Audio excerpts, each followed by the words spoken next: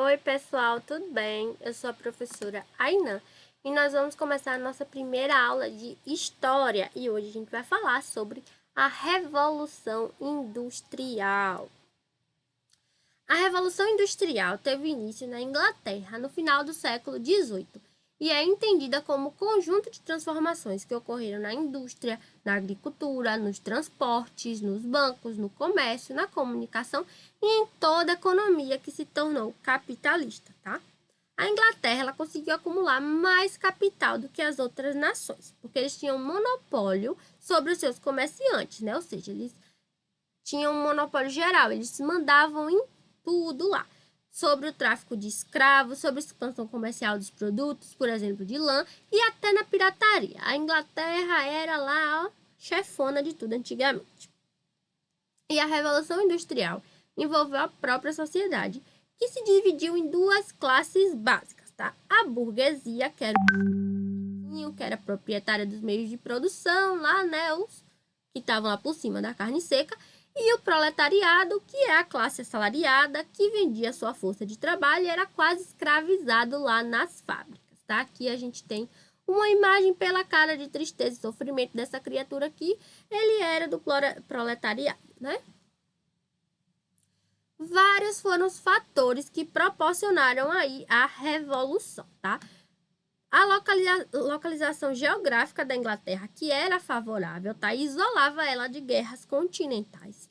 Eles tinham também uma riqueza do subsolo, tinha muito carvão, né, para energia, que era importante, ferro, estanho e cobre, e tinha uma rede fluvial lá totalmente navegável e bem importante, que naquela época lá os navios, né, eram importantes também. Até hoje. A marca registrada da Revolução Industrial foi as máquinas, né? Só funcionava por meio de um trabalho coletivo e a máquina comandava a produção. Não era mais o trabalhador que comandava a produção, tá? O empresário, então, vendia essa produção e ficava com o lucro. O artesão trabalhava e recebia um salário por isso, tá? Desse modo, a burguesia ampliou o rendimento, já que o dono da fábrica sempre ganhava mais, né? E controlou, então, a indústria. E o artesão que fazia as coisas ali manualmente não ganhava tanto, né? A primeira etapa da Revolução Industrial foi na indústria têxtil, com lã e algodão. Depois começou a se desenvolver lá para mineração e para a fundição do ferro e começou a ser aperfeiçoada, né? Chegando a produzir até aços e metais mais finos. A Revolução Industrial criou então o trabalho livre dos laços de uma dependência feudal, tá? Mas não tinha condição de trabalhar por conta própria. Então tinha que ter o quê? Um assalariado ali que vinha do capitalismo, né, que a gente conhece, que é o sistema que a gente tem hoje, e começou um conflito aí entre a sociedade, os operários e os burgueses, até porque o burguês estava lá firme e forte, tranquilo, o pessoal lá se acabando de trabalhar e o dono da fábrica ali ganhando seu dinheirinho e não estava repassando o justo, né, para os seus colaboradores. Então teve confusão sim. Então a Revolução Industrial significou o quê? A consolidação do modo de produção capitalista, consagrando então a separação entre o capital, que é o dinheiro lá, e o trabalho, tá? A Revolução Industrial então teve algumas consequências, ó. Conseguiu se afirmar então o capitalismo, foi a partir da Revolução Industrial que o capitalismo chegou e disse, ó, vim para ficar. A gente teve a utilização constante das máquinas, né? Então teve o quê? Uma maior divisão do trabalho e a gente teve também o quê? A falência das corporações e das antigas manufaturas, tá? Teve também o quê? Um aumento da produção, a urbanização aumentou, porque as fábricas ficam onde? Na cidade. Então, como consequência disso, veio o quê? A cidade aumenta e tem o quê? O êxodo rural, porque o pessoal saía lá do campo. Ó, não quero mais ficar na enxada, não. Vou ali ficar na máquina. Então, o pessoal saía do campo e ia para a cidade, tá? E em função disso surgiu também ideologias, porque a questão social estava muito forte ali na época, né? E durante esse tempo ali da Revolução Industrial, a gente teve o quê? O auge da hegemonia europeia, né? lá nos últimos anos do século XIX, teve grandes modificações aí no sistema capitalista. Teve uma crise lá em 1873, que foi a mudança do capitalismo. Ele saiu da livre concorrência, né? Todo mundo concorria, para monopolista, né? Tinha grandes empresas ali que tinham monopólio daquela, por exemplo, da lã, do algodão ali, tá? Dos tecidos ali, por exemplo, na época. Então, monopólio é quando uma pessoa só manda em tudo, no caso, uma fábrica só, né? O que provocou essas transformações foi a segunda Revolução Industrial, né? Que teve o desencadeamento do processo de produção e isso refletiu em todos os ramos da sociedade. Alterou tudo, inclusive teve uma alteração ali nas relações internacionais. Então, foi uma das maiores transformações que aconteceu. Foi os donos da indústria, né? A economia começou a ser dominada pelos donos das indústrias e pelos bancos. Já naquela época, né? E teve uma tendência o quê? A concentrar as empresas, né? Gerar grandes complexos industriais e financeiros que engoliam, né, as pequenas empresas que eram individuais ou familiares. Então, esses grandes complexos engoliam lá as pequenas empresas porque eles tinham o quê? Mais dinheiro e tinham mais trabalhadores também, né? As sociedades anônimas, elas surgiram, então, devido à necessidade de um grande montante de capital que introduzia, assim, as indústrias, o quê? As indústrias metalúrgicas. Então, começou a surgir aí o mercado de ações, né? Que, vendendo ações, a gente conseguia injetar capital na economia e ficar pedindo empréstimo. Então, começou a concentração ali da produção nas empresas que eram grandes e ficaram o quê? Gigantescas. Teve o monopólio, e com o monopólio não tem concorrência, né? Então, o burguês estava lá, ó, se já estava por cima da carne seca, estava mais por cima ainda, né? Com a grande empresa lá, não tinha ninguém para concorrer, estava do jeito que pediu a Deus. Então, começou a surgir o quê? Grandes conglomerados econômicos, que a gente chama ou de trust ou de cartel, né? Por exemplo, quando hoje não pode, né? Não pode ter cartel, porque isso que elimina a concorrência. Todo mundo fica com o mesmo preço e domina a economia, tá? E com isso eles que controlavam a produção, a distribuição das mercadorias e os preços. Por isso que é proibido o cartel hoje, tá?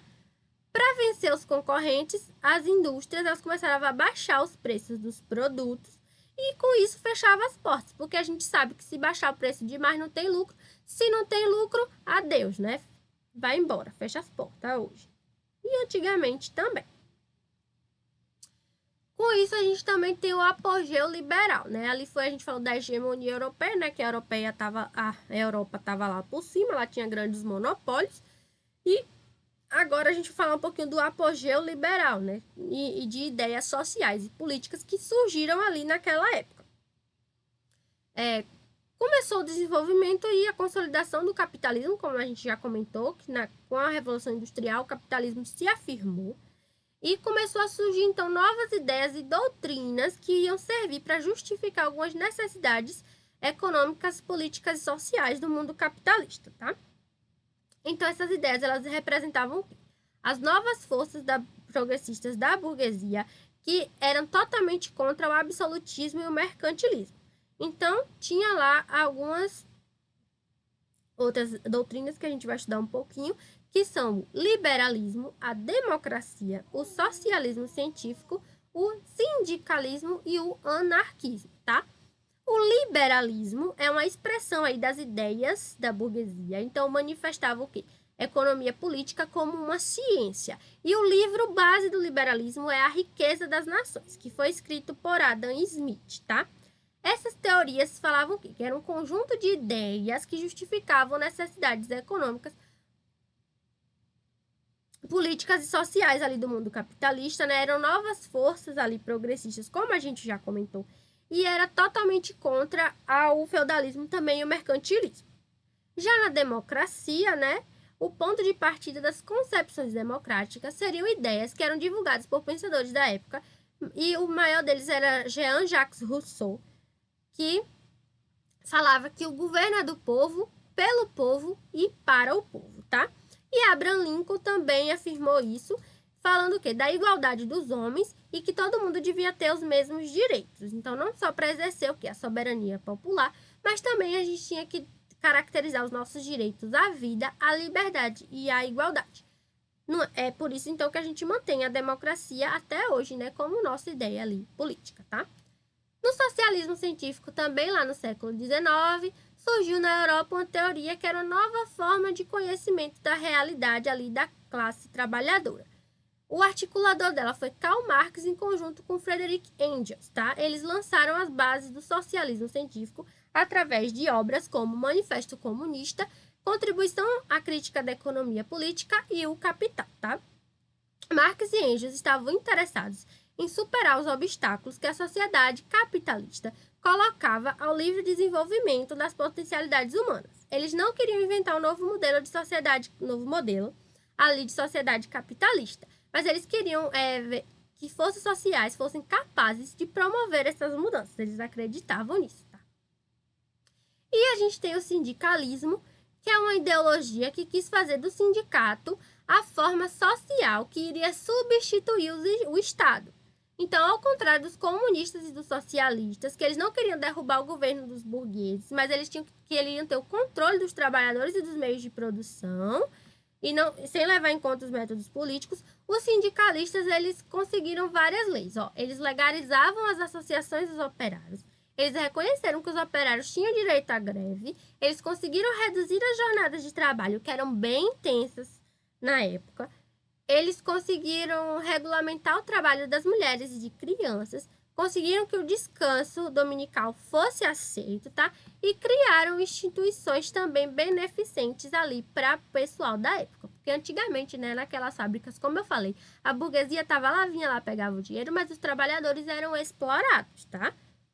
Então, o sindicalismo defendia o fim do Estado e que tinha que ser substituído por uma federação lá de conselhos dos sindicatos, que seria responsável pela sociedade econômica.